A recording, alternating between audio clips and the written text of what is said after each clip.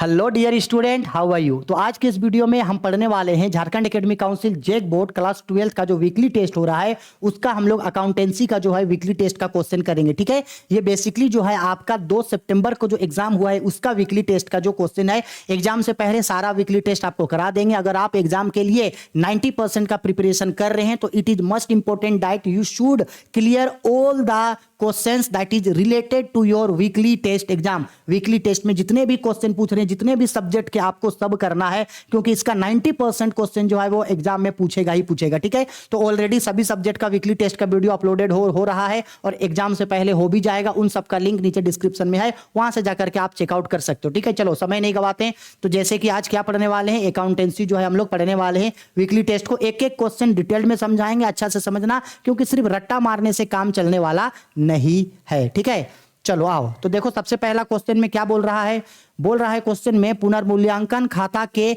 नाम पक्ष पर जमा पक्ष का आधिक्य क्या है।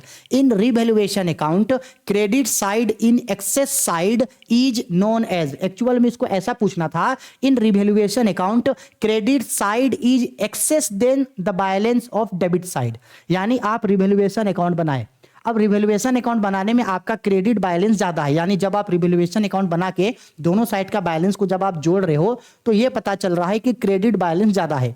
अब सिंपल सा बात है, अगर क्रेडिट बैलेंस ज्यादा है इसका मतलब है डेबिट कम है। क्रेडिट बैलेंस ज्यादा है इसका मतलब है डेबिट कम है। अब सिंपल सा बात है, रिवैल्यूएशन अकाउंट में डेबिट घटता है तो वो प्रॉफिट कहलाता है। ठीक है, तो इसका राइट आंसर होगा प्रॉफिट, लाभ।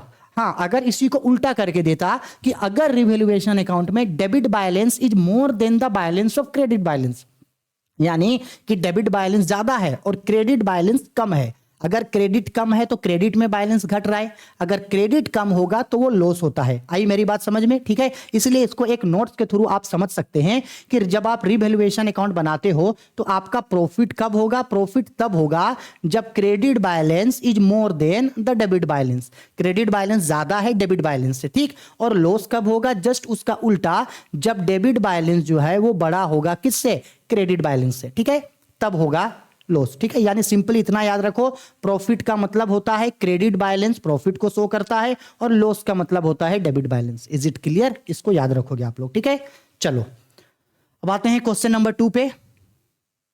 हाँ जी, देखो क्वेश्चन नंबर 2 पे हमको क्या बोल रहा है, ध्यान से समझना। और बहुत इजी है भाई, मजाक मजाक में आपको समझ में आ जाएगा, रट्टा मारना तो है ये नहीं है। बोला निम्नलिखित में से कौन सी संपत्ति का एक नए साझेदार के प्रवेश पर अनिवार्यता पुनः मूल्यांकित की जाती है। Which of the following assets is compulsory revalued at the time of admission of A new partner. यानी जब कोई नया पार्टनर फार्म में एडमिट होता है तो उस समय जो पुराना फार्म का जो एसेट है वो कौन सा एसेट को जो है वो रीवैल्यूड करना ही पड़ेगा। देखना होगा कि वो एसेट बढ़ रहा है या घट रहा है। तो सिंपल सा बात है भाई, इसका राइट आंसर होगा गुडविल, यानी कि ख्याति।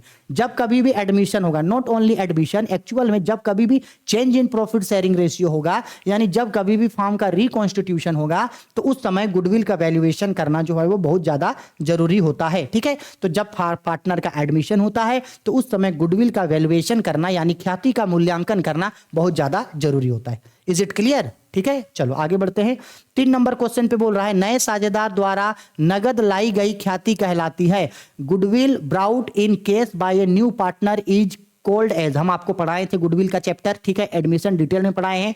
अब क्या बोल रहा है कि जब कोई नया पार्टनर एडमिट होता है अपने साथ वो जो गुडविल लेकर के आता है उसको क्या बोलते हैं, तो बोलो बोलो क्या बोलते हैं, क्या सिखाए थे, premium for goodwill. New partner अपने साथ जो गुडविल लाए उसको प्रीमियम फॉर गुडविल बोला जाता है। 2 चीज लेके आता है, एक लाता है केस और एक लाता है प्रीमियम फॉर गुडविल। अच्छा, क्वेश्चन में अगर ये पूछता कि न्यू पार्टनर अपने साथ जो प्रीमियम फॉर गुडविल लाया उसको कौन बांटता है, तो राइट आंसर होगा ओल्ड पार्टनर। अच्छा, किस रेशियो में बांटता है, तो राइट आंसर होगा सेक्रीफाइस रेशियो में। यानी न्यू पार्टनर अपने साथ जो प्रीमियम फॉर गुडविल लाता है उसको ओल्ड पार्टनर सेक्रीफाइस रेशियो में बांटता है। ठीक है, आगे बोल रहा है क्वेश्चन नंबर 4 पे, संचित लाभ और संचय का हस्तांतरण किया जाएगा।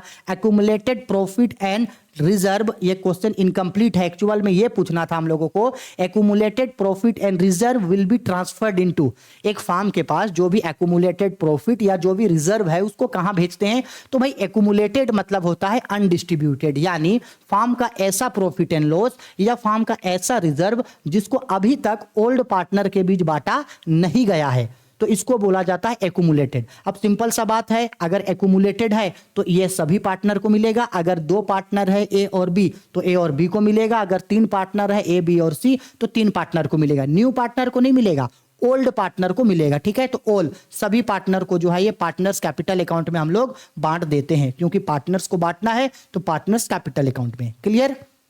चलो 5 नंबर पे बोल रहा है, किसी साझेदार के अवकाश ग्रहण करने पर संचयों को किसके पूंजी में हस्तांतरित किया जाएगा। At the time of retirement of a partner the accumulated profit will B transfer into, same वही बात है, पार्टनर रिटायर हो रहा है तो उस समय जो होगा एक्यूमुलेटेड प्रॉफिट किसको मिलेगा। अब सपोज कर लो 3 पार्टनर था ए बी और सी, अब सपोज कर लो यहां से सी जो है वो रिटायर कर रहा है, ठीक है, तो उस समय जो भी एक्यूमुलेटेड प्रॉफिट एंड लॉस होगा वो किसको मिलेगा। सिंपल सा बात है भाई, ये सभी पार्टनर मिलके ना बिजनेस को चला रहा था, ऑल पार्टनर सब पार्टनर, तो अगर सब पार्टनर चला रहा था तो ए भी तो अपना हिस्सेदारी इसमें लेगा ना, सभी पार्टनर को देगा, ठीक है। तो इसका राइट आंसर होगा ऑल पार्टनर्स कैपिटल अकाउंट, ठीक है, all partners capital account, option number C. Clear. चलो आगे बढ़ते हैं क्वेश्चन नंबर 6 पे। 6 पे क्या बोला जा रहा है भाई, देखो बोला जा रहा है साझेदारी अधिनियम प्रावधान कहता है कि अवकाश ग्रहण करने वाले साझेदार द्वारा छोड़े गए पूंजी शेष पर ब्याज दिया जाना चाहिए। इसका मतलब according to partnership deed interest capital should be payable at. अच्छा एक हमको बताना तो आप लोग, पार्टनरशिप डीड क्या होता है जरा बताना। तो पार्टनरशिप डीड यानी साझेदारी संलेख का मतलब होता है जब पार्टनर लोग किसी बिजनेस को चलाता है उस समय अपने बिजनेस को चलाने के लिए जो रिटेन एग्रीमेंट तैयार करता है कि भाई प्रॉफिट एंड लॉस को ऐसे बांटेंगे, सैलरी इतना इतना लेंगे, इंटरेस्ट ऑन कैपिटल इतना मिलेगा, इंटरेस्ट ऑन ड्रॉइंग इतना चार्ज करेंगे, हर चीज के बारे में लिख के रखता है, उसी डॉक्यूमेंट को जो है हम लोग पार्टनरशिप डीड बोलते हैं। अगर पार्टनरशिप डीड नहीं रहता है तो उस समय क्या नियम बनाया गया है, Indian partnership act 2000, Indian partnership act 1932 के द्वारा, in the absence of partnership deed profit will be divided equally and loan will be paid interest at the rate of 6% per annum, otherwise no anything will be chargeable और adapted. इसका मतलब है कि अगर partnership deed नहीं रहेगा तो इसका मतलब है कि प्रॉफिट एंड लॉस को बराबर बांटा जाएगा और जो इंटरेस्ट ऑन कैपिटल होगा वो 6% पर एनम मिलेगा। तो इसका राइट आंसर होगा 6% पर एनम। ठीक, अब देखो ये बोल रहा है अवकाश ग्रहण करने वाले साझेदार यानी जो पार्टनर रिटायर हो गया, तो इसका भी सेम आंसर होगा 6% पर एनम। ठीक है, चलो आगे बात करते हैं। ये बहुत सिंपल है, देख के आंसर बता दोगे 7 नंबर। देखो ए बी और सी 5:3:2 के अनुपात में लाभ बांटते हुए साझेदार हैं।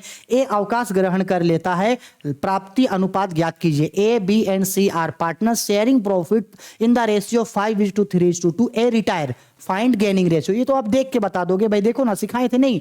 ए बी और सी पार्टनर है, ए रिटायर हुआ तो ए का शेयर को छुपा दो, चलो छुपा दिए ए का शेयर छुपा करके बी और सी का क्या बच गया, 3:2 बचा, तो राइट आंसर होगा 3:2। देख के बता दिए, आया समझ में। ठीक है, चलो सिमिलर उसी तरीके से देखो अभी क्या बोल रहा है, ये भी सेम क्वेश्चन है, ये भी क्या है, सेम क्वेश्चन है उसी टाइप का। हम आपको डायरेक्ट पढ़ के सुना रहे हैं। अच्छा चलो पढ़ ही लेते हैं पूरा। क्या बोल रहा है इंग्लिश में सुनो, क्योंकि न्यूमेरिकल है ना। A B and C are partners having capitals of ₹1 lakh, ₹75,000 and ₹50,000 respectively. A B और सी पार्टनर है, ए का कैपिटल है 1 लाख, बी का कैपिटल है 75,000 और सी का कैपिटल है 50,000। On the retirement of C, अब देखो सी रिटायर कर गया, ठीक है। His share are purchased by A and B in the ratio 4:3। A जो है वो रिटायर कर गया, सी जो है वो रिटायर कर गया। सी के रिटायर करने के बाद कौन बचा, ए और बी। ए और बी आपस में इसको किस रेशियो में ले लिया, 6:4 में। तो बोला है गेनिंग रेशियो बताओ। तो भाई सी के चले जाने के बाद ए और बी उसके शेयर को किस रेशियो में लिया, 6:4। तो भाई जो लेंगे वही तो गेन होगा, तो 6:4 को छोटा कर दो, तो ये देखो ये दोनों 2 से कट जाएगा, तो 2 से 3 बार में और 2 से 2 बार में। तो आंसर हो गया हम लोगों का इसका 3:2। Is it clear. तो राइट आंसर होगा 3:2। देखो बोले ना, देख के आंसर बताओगे। चलो आगे बढ़ते हैं क्वेश्चन नंबर 9 पे। On the date of a partner his amount payable is given to his, बोला गया है मृतक साझेदार को देय राशि चुकाई जाती है उसके। अगर कोई पार्टनर डेथ कर गया तो डेथ पार्टनर का जो सारा शेयर है वो किसको मिलेगा? सिंपल सा बात है, सपोज कर लो कि एक पर्सन था, सपोज कर लो धनीराम। धनीराम जो है वो बहुत बड़ा आदमी था, बहुत पैसे वाला आदमी था, और वो बैंक में जो भी पैसा जमा करके रखा था उसके लिए अपने एक नॉमिनी को छोड़ दिया था। हर कोई हर जगह अपने नॉमिनी को नाम देता है, तो अपना नॉमिनी को छोड़ दिया। अगर धनीराम कल को नहीं रहे, धनीराम अगर डेथ कर गए, तो उसका बैंक का सारा पैसा किसको मिलेगा? उसके नॉमिनी को मिलेगा। नॉमिनी को 2-3 नामों से जाना जाता है। नॉमिनी को या तो नॉमिनी बोला जाता है, या तो नॉमिनी को एग्जीक्यूटर बोला जाता है, या तो नॉमिनी को हेयर बोला जाता है, हायर बोला जाता है, ठीक है, यानी उसका उत्तराधिकारी। तो इसका राइट आंसर होगा ऑप्शन नंबर बी, उसके उत्तराधिकारी को, यानी उसके नॉमिनी या उसके एग्जीक्यूटर को, ठीक है। क्वेश्चन नंबर 10 बोला गया है साझेदारों की संयुक्त जीवन पॉलिसी एक ... खाता है। Joint life policy is a partner is a account of, तो ये एक तरीके का जो है हम लोगों का एसेस्ट अकाउंट है। ध्यान से समझना, ज्वाइंट लाइफ पॉलिसी एसेस्ट है, लेकिन अगर ज्वाइंट लाइफ पॉलिसी रिजर्व बोलता तो वो लाइबिलिटी होता। ज्वाइंट लाइफ पॉलिसी रिजर्व बोलता तो वो लाइबिलिटी होता, याद रखना। चलो आगे बढ़ते हैं। क्वेश्चन नंबर 11 पे बोला गया है साझेदार की मृत्यु पर अंतिम भुगतान होता है। On the death of a partner final settlement will be done in, final settlement किसको मिलता है? तो भाई उसके एग्जीक्यूटर को, उसके निष्पादन, उसके नॉमिनी को। हम अभी समझाएं इस चीज को। 12 नंबर क्वेश्चन पे बोल रहा है यहां पे हम लोगों को, मृतक साझेदार के निष्पादक को साझेदारी की मृत्यु तिथि से देय राशि पर ब्याज दिया जाएगा। At which rate interest is paid to the deceased partners executors from the time of his death. अगर कोई पार्टनर डेथ कर गया तो डेथ करने के बाद उसका जो भी इंटरेस्ट बनता है वो उसके एग्जीक्यूटर, उसके नॉमिनी को देगा। हाँ देगा। कितना परसेंट देगा? तो रूल बोलता है कि देगा 6% पर एनम, ये रूल बोलता है, ठीक है, रूल ऐसे बना है।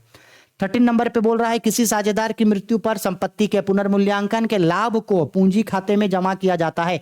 At the time of death of partner the profit on the revaluation of asset is deposited into which account. Simple बात है, अगर ए बी सी 3 पार्टनर था और अगर सी मान लो डेथ कर गया, तो उस समय जो रिवैल्यूएशन अकाउंट बना उसका प्रॉफिट एंड लॉस जो है वो ऑल पार्टनर को मिलेगा। किसको मिलेगा? All partner. भाई इसमें कंफ्यूज होने जैसा कुछ नहीं, हम सिंपल बात बता दे रहे हैं। जब आप एडमिशन चैप्टर बनाते हो, क्या बनाते हो? एडमिशन। तो एडमिशन में रीवैल्यूएशन अकाउंट का जो भी प्रॉफिट एंड लॉस होगा वो ओल्ड पार्टनर्स को मिलेगा। किसको मिलेगा? ओल्ड पार्टनर, क्योंकि न्यू पार्टनर तो अभी आया। अब जब हम लोग रिटायरमेंट बनाएंगे या जब हम लोग डेथ चैप्टर पढ़ेंगे, तो उस समय रीवैल्यूएशन अकाउंट का जो भी प्रॉफिट एंड लॉस होगा वो सबको मिलेगा, ऑल पार्टनर्स को, सबको मिलेगा। इसको याद रखना। हाँ, और हमेशा रिवैल्यूएशन, एडमिशन बनाओ, रिटायरमेंट बनाओ, डेट बनाओ, change in profit sharing ratio बनाओ, कुछ भी बनाओ, रिवैल्यूएशन का प्रॉफिट एंड लॉस हमेशा किस रेशियो में बढ़ता है? ओल्ड रेशियो में बढ़ता है। इसको याद रखोगे आप लोग, ठीक है। चलो थोड़ा वीडियो लंबा हो रहा है ना। देखो बोल रहा है साझेदारी में कोई भी परिवर्तन कहलाता है। Any changes in partnership deed is called. अगर पार्टनरशिप डीड में कोई भी चेंजेस आता है तो इससे हम लोग साझेदारी फॉर्म का पुनर्गठन यानी रिकॉन्स्टिट्यूशन ऑफ पार्टनरशिप फॉर्म बोलते हैं। और रिकॉन्स्टिट्यूशन ऑफ पार्टनरशिप फॉर्म होने का 5 रीजन है। Change in profit sharing ratio यानी लाभ विभाजन अनुपात में परिवर्तन हो गया, किसी का एडमिशन हो गया, कोई पार्टनर रिटायर हो गया, कोई पार्टनर डेथ हो गया, या तो फिर एमलगेमेशन हो गया यानी 2 या 2 से अधिक फॉर्म आपस में मिल गया, ठीक है। चलो बस 2 क्वेश्चन और।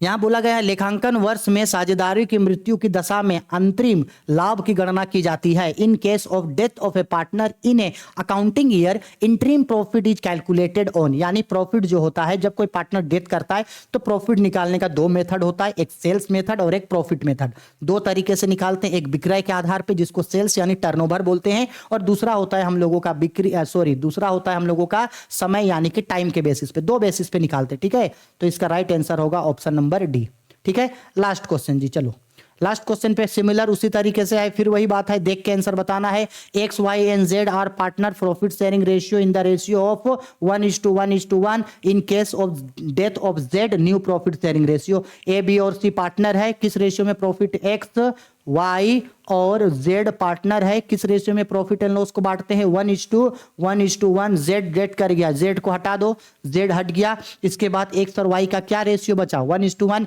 यही इन दोनों का न्यू रेशियो होगा, यही इन दोनों का गेनिंग रेशियो होगा। 1:1 हो गया आंसर, खत्म। देखो भाई, क्या कोई भी क्वेश्चन रट्टा मारने का जरूरत है? नहीं। उसी तरह से अगर पढ़ने में इंटरेस्ट होगा, पढ़ने में मजा आएगा, तो कसम से बोल रहे बड़ा मजा आएगा पढ़ने में। तो इसलिए हमेशा पढ़ाई को जो है वो इंटरेस्ट बना के पढ़ाओ। पढ़ाई आपके लिए बोझा नहीं है भाई, एग्जाम का टेंशन लेकर नहीं चलना कि यार मेरे मैया कैसे पढ़ेंगे, ऐसा नहीं करना। आराम से इंजॉय करते हुए, सीखते सीखते इंटरेस्ट में पढ़ना। और हम है ना पढ़ाने के लिए, क्या टेंशन है? जब हम बोल रहे कि हम पढ़ा रहे, क्या टेंशन है? पढ़ो सिर्फ, ठीक है। वीडियो पसंद आई है तो लाइक करो, शेयर करो, कमेंट करो, और प्लीज यार ज्यादा से ज्यादा दोस्तों के बीच अपने शेयर करो। हम लोगों का सब्सक्राइबर बढ़ नहीं रहा है, आप लोग चैनल को लाइक नहीं करते, वीडियो लाइक नहीं करते हैं, तो इससे हम बहुत ज्यादा डिमोटिवेट हो जाते हैं। थोड़ा सा तो अप्रिशिएट कर दो हमको भी, ठीक है। चलो बाय, टेक केयर।